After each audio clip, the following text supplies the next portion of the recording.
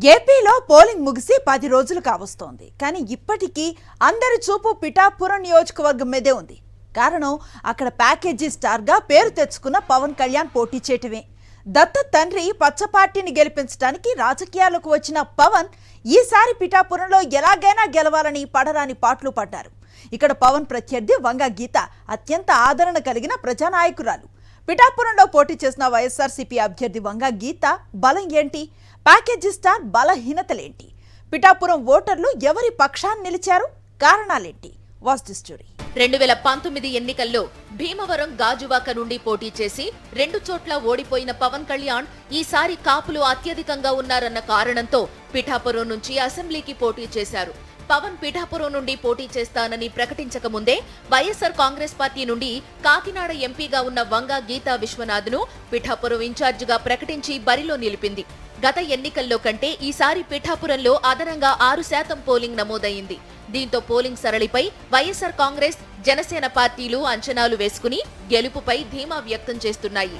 వాస్తవంగా చూస్తే గతంలో జిల్లా పరిషత్ చైర్పర్సన్ గా, పిఠాపురం ఎమ్మెల్యేగా, ఒకసారి రాజ్యసభ సభ్యురాలిగా, ప్రస్తుతం లోక్సభ ఎంపీగా ఉన్న వంగ గీత ఉన్నత విద్యావంతురాలు, న్యాయశాస్త్ర పట్టభద్రురాలు.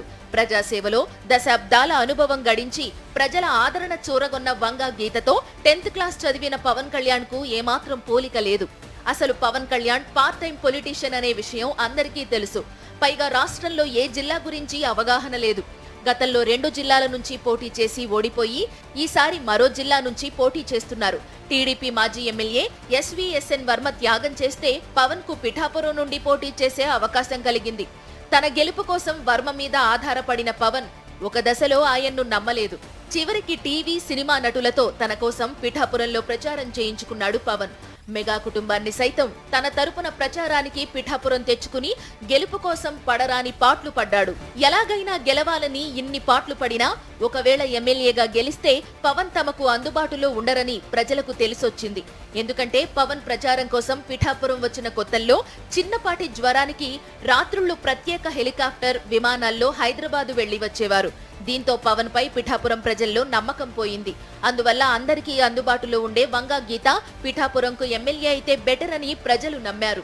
ఇక పిఠాపురంలో కాపుల్లో మెజారిటీ పవన్ వైపు ఉన్న వంగ గీతను కూడా అభిమానించే కాపులు అధికంగానే ఉన్నారు.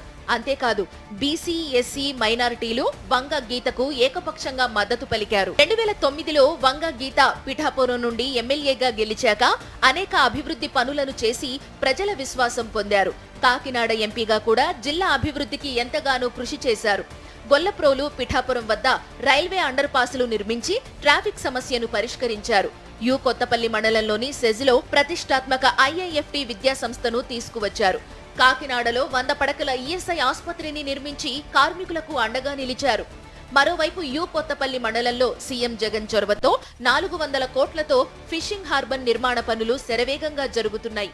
ఉప్పాడ తీర ప్రాంతం కోతకు గురి కాకుండా జియో ట్యూబ్ నిర్మాణం కోసం వంగ గీత కేంద్రానికి ప్రతిపాదన పంపించారు.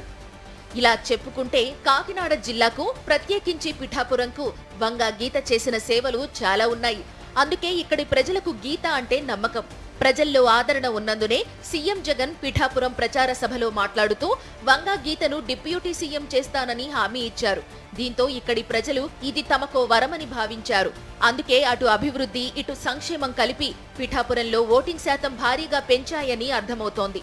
మొత్తం మీద వంగ గీతకే విజయావకాశాలు స్పష్టంగా కనిపిస్తున్నాయి.